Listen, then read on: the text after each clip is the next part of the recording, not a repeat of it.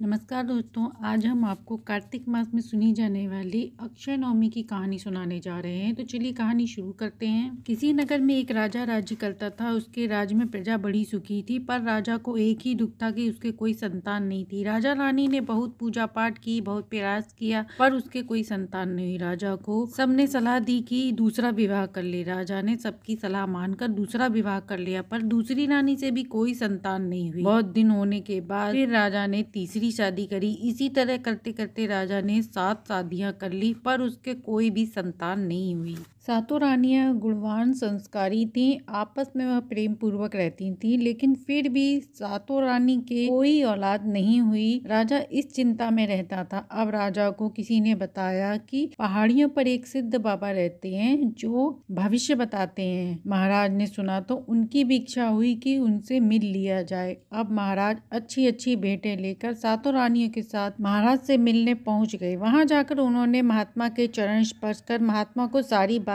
बताई कि हमने एक एक करके 7 विवाह कर लिया, पर कोई संतान नहीं हुई। महात्मा ने कहा, राजा दुखी ना हो, कभी कभी हमें अपने पूर्व जन्म के फल भी भोगने पड़ते हैं। राजन, तुम्हारे भाग्य में कोई संतान सुख नहीं है। तुम किसी बच्चे को गोद ले लो और उसे पाल लो। अब वही तुम्हारे वंश को आगे बढ़ाएगा। अब राजा बड़ा परेशान हुआ। उसने सातों रानियों से विवाह तो कर लिया, फिर भी कोई संतान सुख नहीं मिला। सातों रानियों आपस में बड़े प्रेम से रहती थी, एक दूसरे की बड़ी इज्जत किया करती थीं। राजा की भी अब उम्र हो चुकी थी।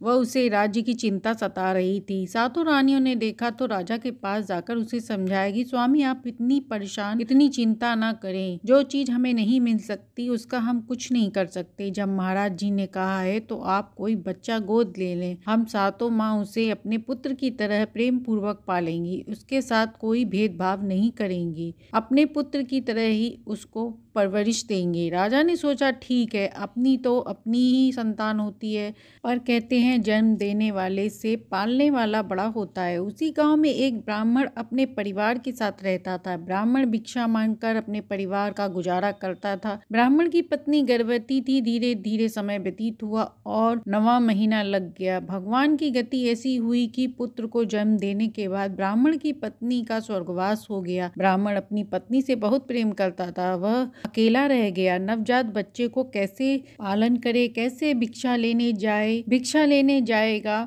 तो बच्चे को कौन देखेगा। अब ब्राह्मण इसी चिंता में रहता। अब वह राजा के महल गया और अपना सारा हाल राजा को सुना दिया। अब महाराज ने सोचा कि ये बेचारा नवजात से दुखी है और हम नवजात के लिए तरस रहे हैं। भगवान भी उन्हीं को देता है जिसको जरूरत नहीं है। राजा ने कहा, ठीक है, हम तुम्हारे पुत्र को गोद ले लेंगे। ब्राह्मण ने खुशी खुशी अपने पुत्र को राजा की झोली में डाल दिया। अब ब्राह्मण को खाना बनाना नहीं आता था। कभी कभार वह खाता, भूखा पेट सो जाता। धीरे धीरे उसका स्वास्थ्य गिरने लगा और वह बीमार रहने लगा। धीरे धीरे वह बीमारी से परलोक सिधार गया। उधर रानियां बच्चे का लालन पालन अच्छे से कर रही थी। राजकुमार की तरह उसकी परवरिश हो रही थी। अब उसे घुड़सवारी, तलवारबाजी सब कुछ सिखाया जा रहा था। राजकुमार भी धीरे धीरे बड़ा हो रहा था। धीरे धीरे राजकुमार बड़ा हो गया और उसके विवाह की बात चलने लगी। इधर राजा ने अपना वंश बढ़ाना भी चाहता था और राजा के राज्य में एक ब्राह्मण की कन्या थी। वह बहुत सुंदर और गुणवान थी। वह कार्तिक का स्नान किया करती थी। तुलसी व आंवले के पेड़ की पूजा पाठ किया करती थी। वह नदी के किनारे स्नान कर तुलसी व आंवले के पेड़ को सींचने के बाद कहानी सुना करती थी। ब्राह्मण की कन्या का यह हर साल का नियम था। सूर्य नारायण पूजन करना, तुलसी पूजन, आंवला सींचना व दान पुण्य करना। ब्राह्मण की कन्या के गुणों की बखान चारों ओर हो रही थी। एक दिन राजकुमार शिकार खेलने गया। रास्ते में उसने ब्राह्मण की लड़की को देखा तो वह उस पर मोहित हो गया। उसने सोचा कि यह पीछे से इतनी सुंदर है तो आगे से कितनी सुंदर होगी। वह उसके पीछे पीछे गया तो देखा कि वह स्नान कर तुलसी सींच के, आंवला सींच के दीपक जला रही है और कहानी सुन रही थी। दीपक को भोग लगाकर राजकुमारी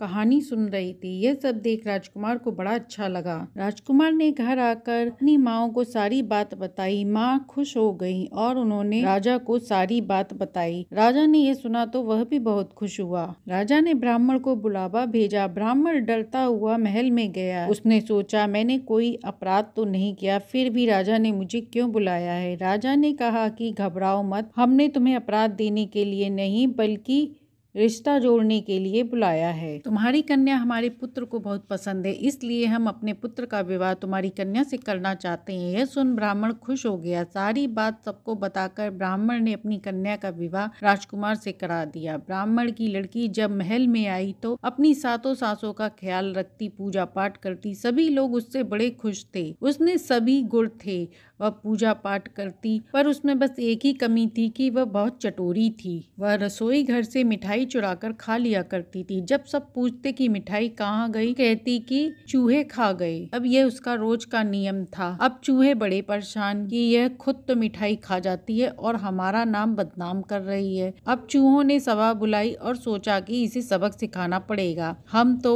वैसे ही बदनाम हो रहे हैं। अब एक दिन महाराज का अतिथि आया, उसे अतिथि गृह में ठहराया गया। रात में वह विश्राम कर रहा था। चूहों ने राजकुमार की पत्नी की ओढ़नी अतिथि के पलंग पर लाकर रख दी। सुबह होने पर सेवक अतिथि के कमरे में सफाई करने गया तो वहां राजकुमारी की ओढ़नी देखकर दौड़ा दौड़ा राजा के पास गया और बोला, महाराज मुझे कहना तो नहीं चाहिए, अनर्थ हो गया। तब राजा ने पूछा, बताओ क्या अनर्थ हो गया। उसने कहा, राजा साहब यदि जान की माफी हो तो बताऊं। राजा ने कहा, हाँ बताओ। राजा ने कहा, सेवक सीधे सीधे बताओ, तुम्हें कोई दंड नहीं दिया जाएगा। सेवक बोला, महाराज आप मेरे साथ अतिथि के कमरे में चले। महाराज अतिथि के कमरे में गए तो देखा कि राजकुमार की पत्नी की ओढ़नी पलंग पर पड़ी है। यह देख राजा को गुस्सा आया कि उनकी बहू चरित्रहीन है। अब राजा ने सोचा कि सेवक इस बात को छुपा नहीं पाएगा, वह सारी बात बाहर जाएगी और हमारी बदनामी होगी। इस कारण राजा ने अपनी पुत्र वधू को महल से निकाल दिया। कार्तिक का महीना चल रहा था। जब राजा ने उसे महल से निकाल दिया तो वह नदी के पास कुटिया बनाकर वहीं पर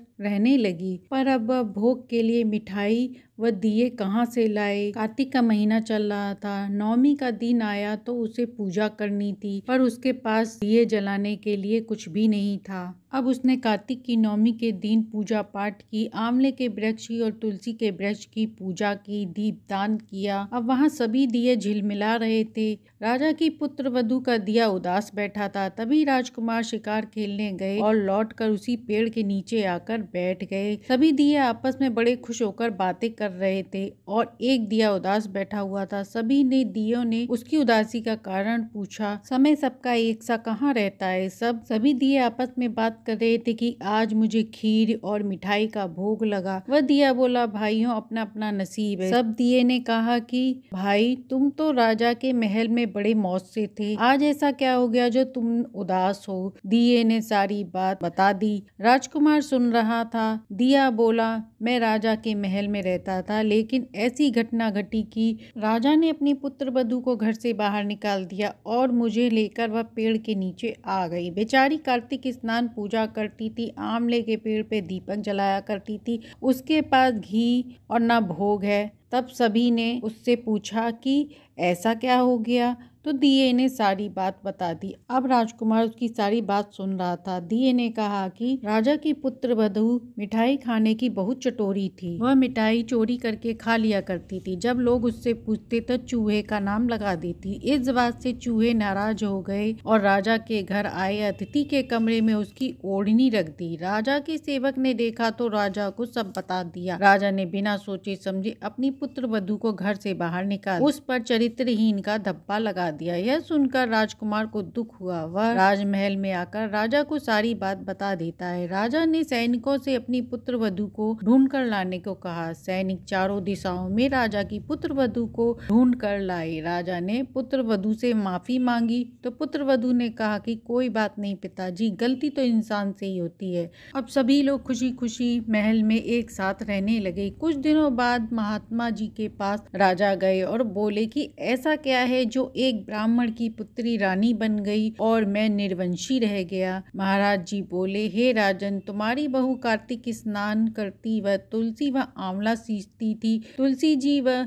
आंवले में साक्षात लक्ष्मी जी व विष्णु जी का वास होता है। विष्णु जी की कृपा मिलती है। वह बचपन से ही दिया जल स्नान किया करती थी। यही उसके जीवन की रोशनी के कारण हुआ। अब राजा ने कहा कि हे महाराज, कार्तिक स्नान का इतना बड़ा फल है, वह आंवला की पूजा का इतना बड़ा फल है, तो मैं अपनी 7 रानियों के साथ कार्तिक स्नान व आंवला के वृक्ष की पूजा करूंगा। अब राजा ने महल में आकर रानियों को सारी बात बताई और रानी के साथ वह अपनी पुत्र वधू के साथ वह भी कार्तिक स्नान कर आंवले की वृक्ष की पूजा करने लगा, जिससे उसके घर में सुख शांति व समृद्धि आ गई। तो ये थी आंवला नवमी पर सुनी जाने वाली कहानी। कहानी अच्छी लगी हो तो लाइक एंड सब्सक्राइब करें।